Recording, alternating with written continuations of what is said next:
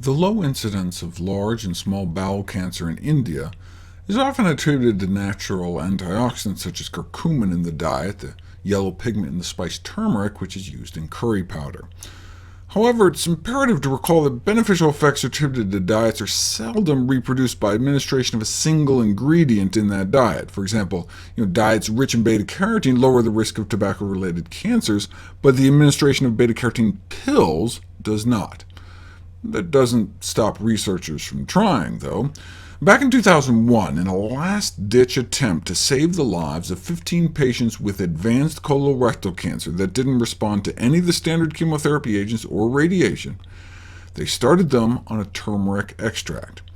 It appeared to help stall the disease in a third of the patients, 5 out of 15, suggesting turmeric extract may cause clinical benefit in at least some patients with advanced refractory colorectal cancer.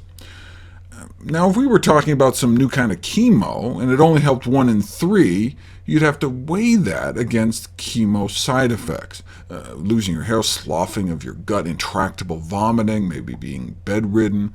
So in a drug scenario, a 1 in 3 benefit may not sound particularly appealing, but when we're talking about a plant extract shown to be remarkably safe, even if it just helped 1 in 100, it'd be worth considering. With no serious downsides, a 1 in 3 benefit for end-stage cancer is pretty exciting. To see if colon cancer could be prevented, 5 years later, researchers at the Cleveland Clinic and Hopkins tested 2 phytochemicals, curcumin from turmeric, and quercetin, found in red onions and red wine, in people with familial adenomatous polyposis.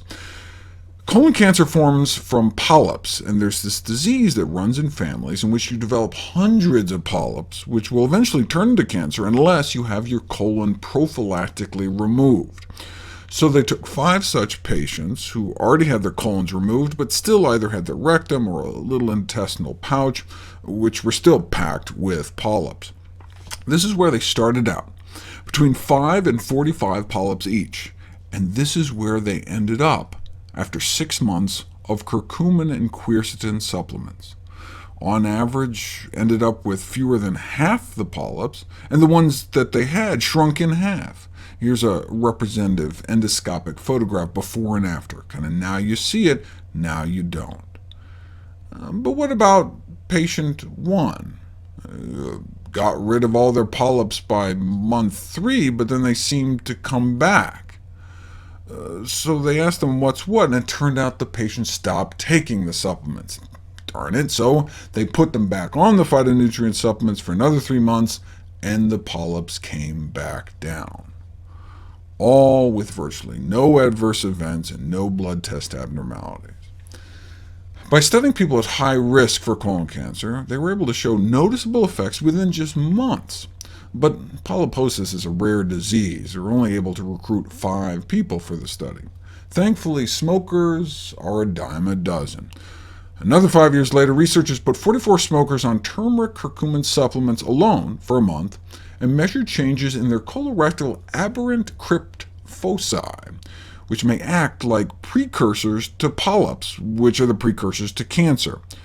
And we can see after just 1 month, there was a significant drop in the number of these aberrant crypt foci in the high-dose supplement group, but no change in the low-dose group, with no dose-limiting side effects, although the stools in the participants did turn yellow.